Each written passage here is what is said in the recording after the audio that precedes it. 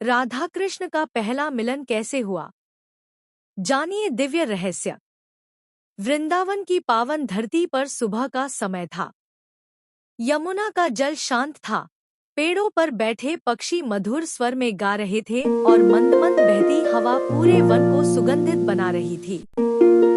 ऐसा प्रतीत हो रहा था मानो स्वयं प्रकृति किसी दिव्य घटना की प्रतीक्षा कर रही हो। उधर नंदगांव में बालक कृष्ण अपनी बाल लीलाओं से सबका मन मोह रहे थे। उनकी मुस्कान में ऐसा आकर्षण था कि जिसे भी वे देखते, उसका हृदय प्रेम से भर जाता। यशोदा मैया उन्हें स्नेह से तैयार कर रही थी। कृष्ण ने पीतांबर धारण किया, कमर में करधनी बांधी और सिर पर मोरपंख सजाया। उनके हाथ में छोटी सी बांसुरी थी।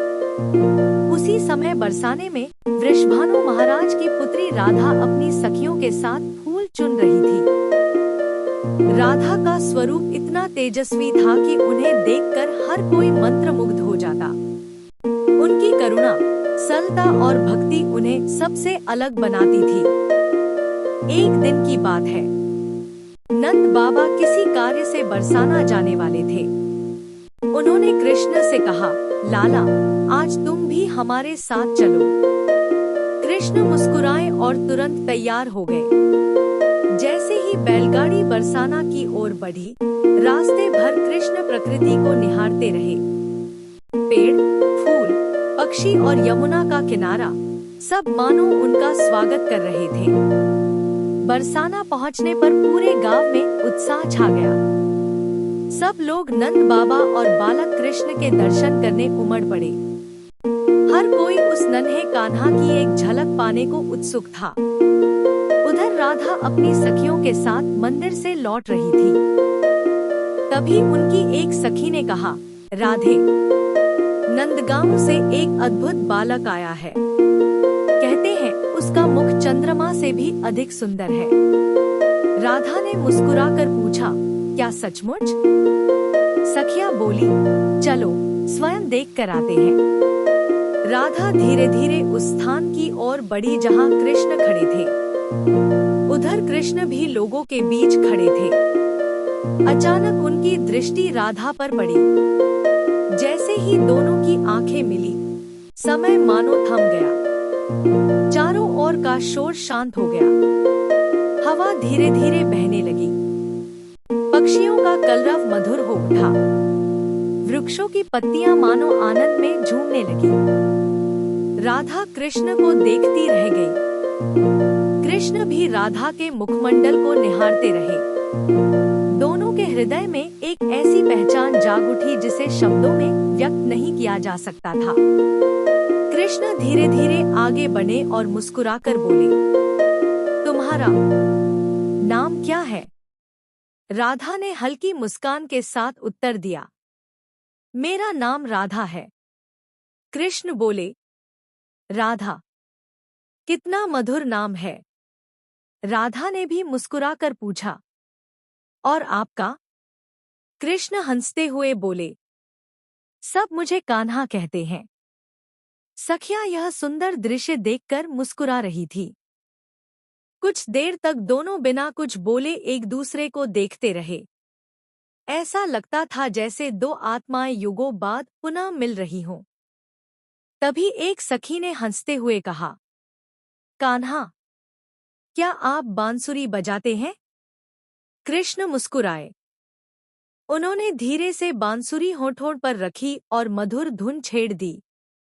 उस धुन को सुनते ही वातावरण बदल गया।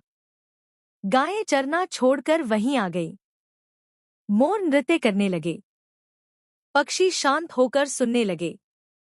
यमुना की लहरें भी मानो ठहर गईं।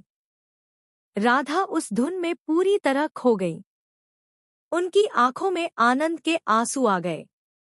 बांसुरी समाप्त हुई तो राधा बोली, ऐसी मधुर धुन मैंने पहले कभी नहीं सुनी। कृष्ण ने मुस्कुराकर कहा, यह धुन तो आपके आने से ही मधुर बनी है। सखियां एक दूसरे को देखकर मुस्कुराने लगी। कुछ समय बाद सब लोग एक साथ उद्यान की ओर गए। वहां राधा ने कृष्ण को अपने हाथों से फूलों की माला पहनाई।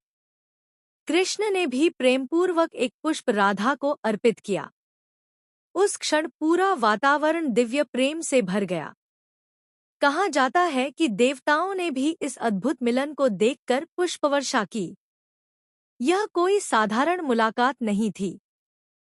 यह प्रेम, भक्ति और आत्मा के शाश्वत संबंध का प्रतीक थी। दिन ढलने लगा। नंद बाबा ने लौटने की तैयारी की। कृष्ण बैलगाड़ी में बैठ गए, लेकिन उनकी दृष्टि बार बार राधा की ओर जा रही थी। राधा भी दूर खड़ी मुस्कुराते हुए कान्हा को विदा कर रही थी। दोनों के बीच कोई वचन नहीं हुआ, फिर भी दोनों के हृदय एक दूसरे से जुड़ चुके थे। जब बैलगाड़ी दूर निकल गई, तब भी राधा उसी दिशा में देखती रही। उधर कृष्ण भी पीछे मुड़-मुड़ कर बरसाना की ओर देखते रहे। उस दिन के बाद वृंदावन की हर बांसुरी की धुन, हर फूल की सुगंध और हर मंद समीर में राधा कृष्ण के दिव्य प्रेम की अनुभूति होने लगी। उनका यह पहला मिलन संसार को यह संदेश देता है कि सच्चा प्रेम किसी स्वार्थ, अधिकार या अपेक्षा पर नहीं, बल्कि समर्पण, विश्वास और निर्मल भक्ति पर आधारित होता है। महत्वपूर्ण टिप्पणी: राधा और कृष्ण के पहले मिलन का यह वर्णन लोक कथाओं और भक्ति परंपराओं से प्रेरित एक भावात्मक प्रस्तुति है। श्रीमद् भागवत महापुराण में राधा का नाम इस रूप में नहीं आता, इसलिए इस कथा को ऐतिहासिक या शास्त्रीय तथ्य के रूप में नहीं, बल्कि भक्ति परंपरा की सुंदर अभिव्यक्ति के रूप में